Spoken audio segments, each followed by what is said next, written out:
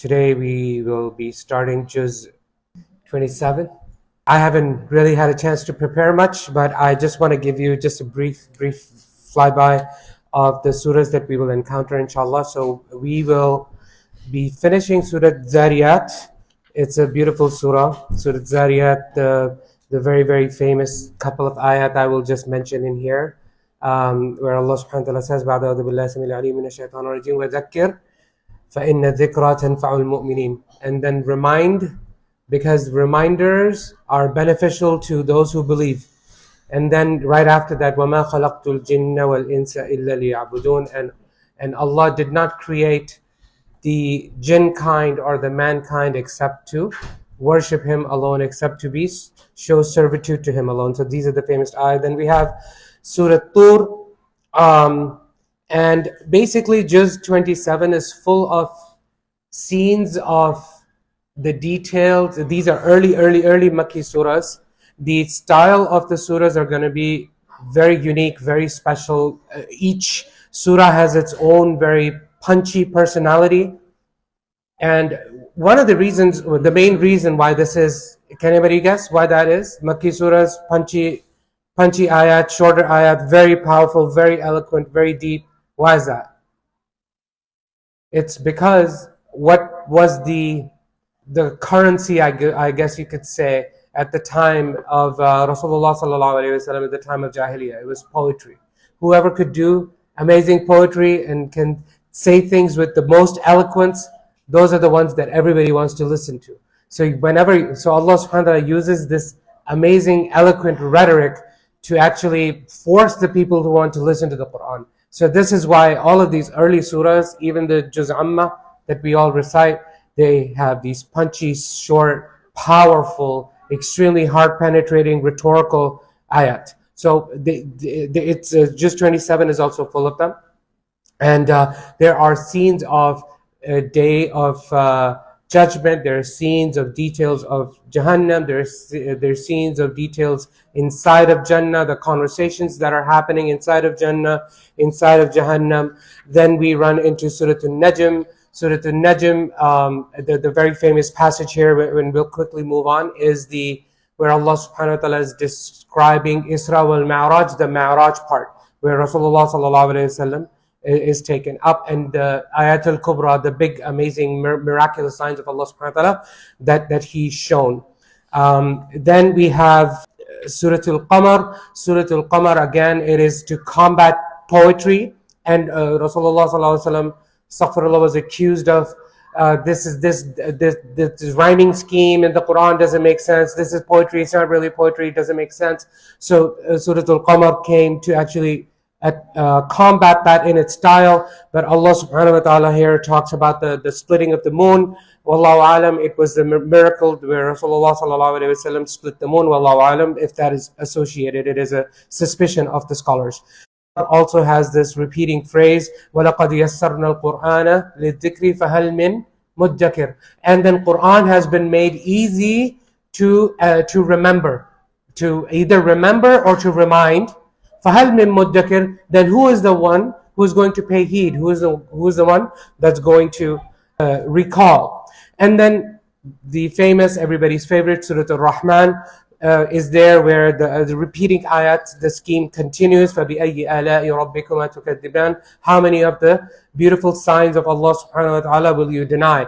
But the main purpose of Surah Al-Rahman is the audiences too. Allah subhanahu wa ta'ala is talking about two types of audiences, humankind and jinn kind, both.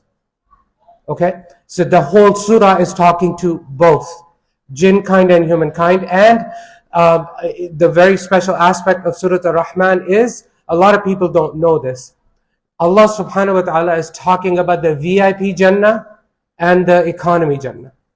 There's two Jannahs being described in Surah Al-Rahman in a lot of detail. And there's a whole comparison study that we can do. Most of the surah, actually, the whole point of the surah is this, that there's two Jannatan. It's actually not two like in number. There's two categories. Jannah has, according to most scholars, many infinite number of levels. Jahannam has 7 levels, but Jannah has infinite number of levels. So there's the top levels, they're the VIP Jannah, and the lower levels, they're the You can say the economy Jannah. May Allah subhanahu wa ta'ala make us from the VIP, the beholders of the VIP Jannah, inshallah. And this is Surah Rahman. Then Surah Waqi'ah, again, it's talking about the Day of Judgment and what happens, and there's scenes of Jannah over there. But one special thing about Surah Waqi'ah is also Allah subhanahu wa ta'ala is talking about three categories of people. وَكُنْتُمْ أَزْوَاجًا ثَلَاثًا. You are three groups of people, Allah subhanahu wa ta'ala described. السَّابِقُونَ السَّابِقُونَ, those who are the first and the foremost, and Ashabul Yamin and Ashabul Shimal. Sabiqun as-Sabiqun, they are, so we all know that there's the people of the right will go to Jannah and people of the left will go to the hellfire.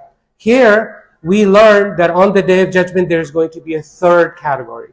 Who's that third category? These are the people who are even ahead of the people on the right-hand side. As-Sabiqun as-Sabiqun. The details in Surah Al-Waqi'ah, I encourage you to read that. And then one of my favorite surahs in the Quran, Surah Al-Hadid, that's the last surah in this Juz.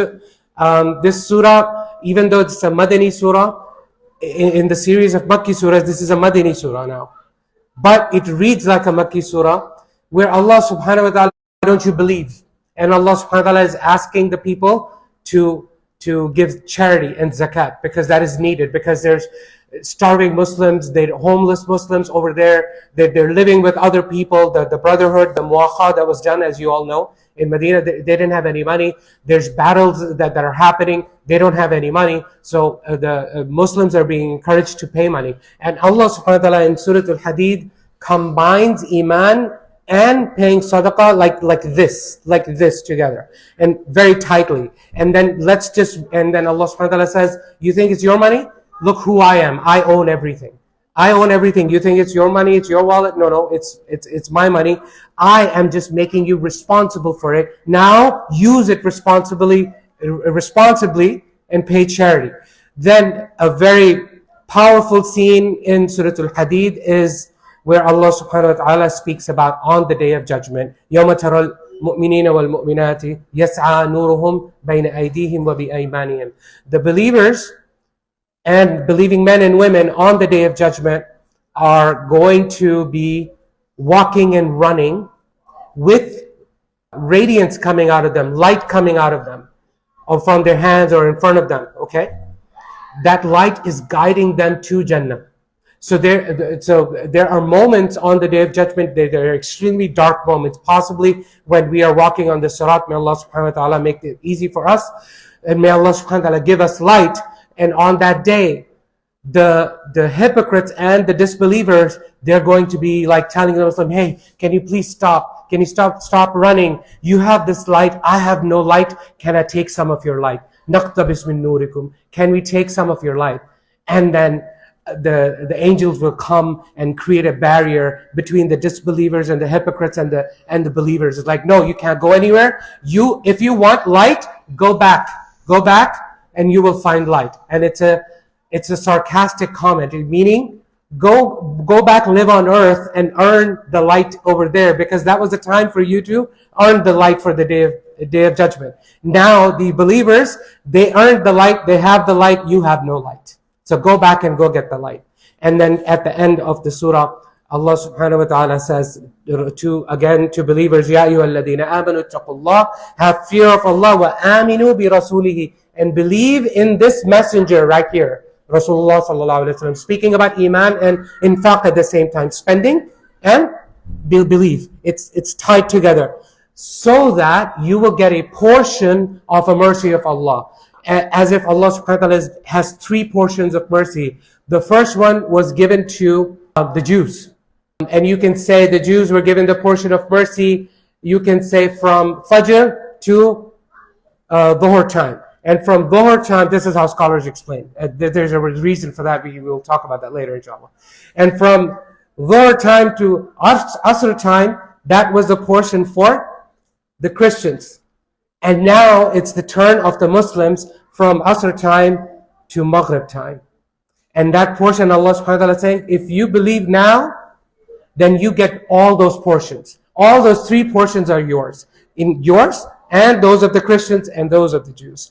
يُؤْتِكُمْ كِفْلَيْنِ مِنْ رَحْمَةٍ. And then Allah subhanahu wa ta'ala says, if you do this, If you believe and you do infaq, وَيَجْعَلْ لَكُمْ نُورًا, and then Allah will give you this radiance on the Day of Judgment. When people will be begging for this light, you will have this light. Allah subhanahu wa ta'ala will create this radiance for you, forgive you. Wallahu ghafurur rahim. Wa akhiru da'wana alhamdulillahi rabbil alamin. Barakallahu fikum.